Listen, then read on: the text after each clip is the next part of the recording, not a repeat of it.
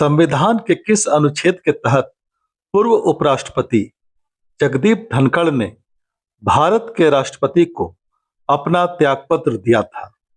तो दोस्तों, ये प्रश्न जो पहला प्रश्न है, ये देखिए कितना घुमा के आपसे पूछ रहा है। ये सीधा नहीं पूछ रहा है कि संविधान में त्यागपत्र का वर्णन किस अनुच्छेद के तहत है, ऐसा नहीं पूछ रहा है। ये घुमा के पूछ रहा है कि जो पूर्व उपराष्ट्रपति जगदीप धनखड़ थे, वो संविधान के किस अनुच्छेद के तहत अपना इस्तीफा भारत के राष्ट्रपति को दिया था। Under which article of the constitution of India ex vice president Shri Jagdeep Dhankhar has tendered resignation to the president of India?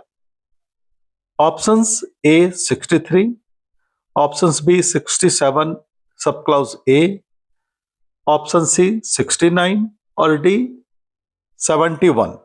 तो इसका सही उत्तर है आर्टिकल 67 ए, क्योंकि हम उपराष्ट्रपति के त्यागपत्र संबंधी बातों को 67 ए में पढ़ चुके हैं और इसलिए इसका सही उत्तर है 67 का ए, जबकि 63 ये बताता है कि भारत का एक उपराष्ट्रपति होगा।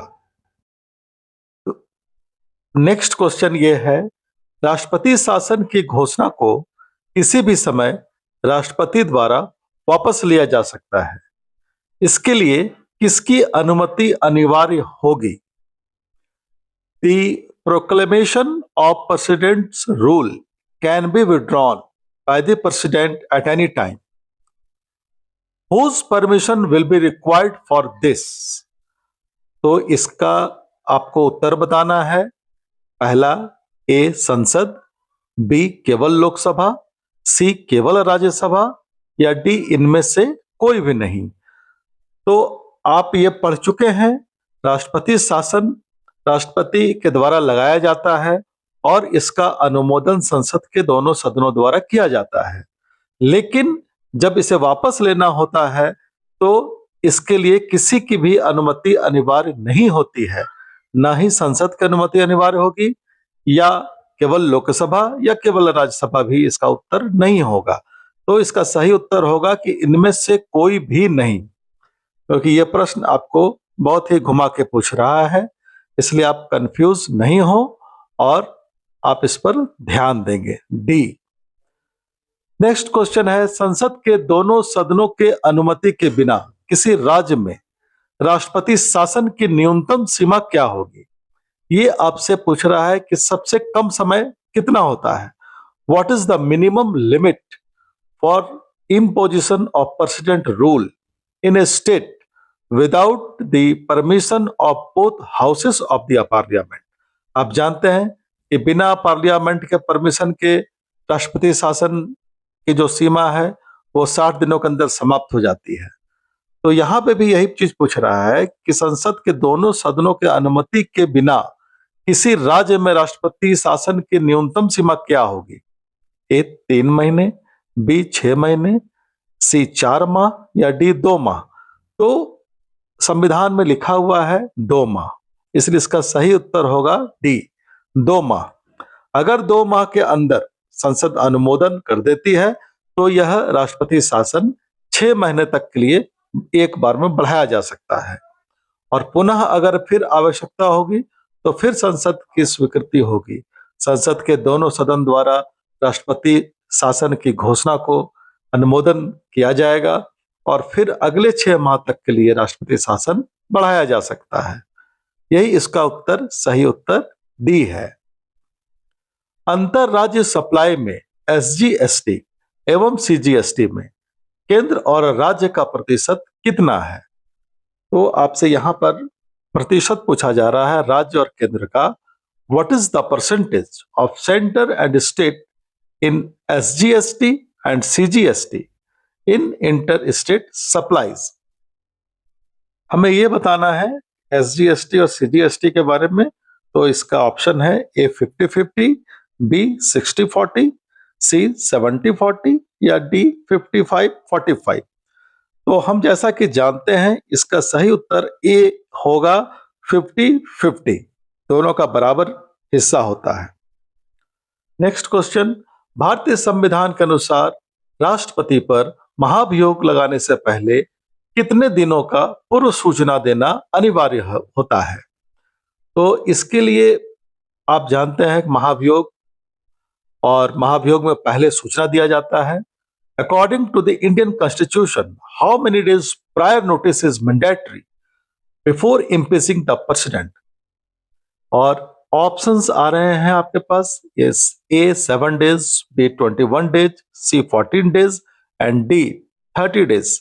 तो हमारे संविधान में ऐसा लिखा हुआ है कि जब किसी भी सदन द्वारा महाभियोग का प्रस्ताव लाया जाएगा तो इसके लिए सबसे पहले राष्ट्रपति को पूर्व सूचना देनी होगी और उसके लिए 14 दिनों का नोटिस देना अनिवार्य है, इसलिए इसका आंसर सी है। नेक्स्ट क्वेश्चन, पर्यावरण का संरक्षण तथा संवर्धन और वन तथा वन्य जीवों की रक्षा करने की बात संविधान के किस अनुच्छेद में की गई है? तो जैसा आप जानते हैं कि ये हमारे राज्य के नीति निर्देशक तत्वों में ऐसा बात कहा गया है। स्टेट पॉलिसी जो है हमारे, उसमें in which article of the constitution does the protection and improvement of environment and safeguarding of forest and wildlife take place? तो आप जानते हैं राज्य के नीति निर्देशक तत्वों में इसका वर्णन मिलता है भाग 4 में, और इसके लिए हम पढ़ चुके हैं कि ये जो भाग 4 में इसका जो वर्णन है वो मिले आपको 48 का क, इसका उत्तर है 48 का क माने कि ए। यहाँ पर ऑप्शंस में भी देखिए आपको दिख रहा है ए 48 का ए, बी 51 का ए।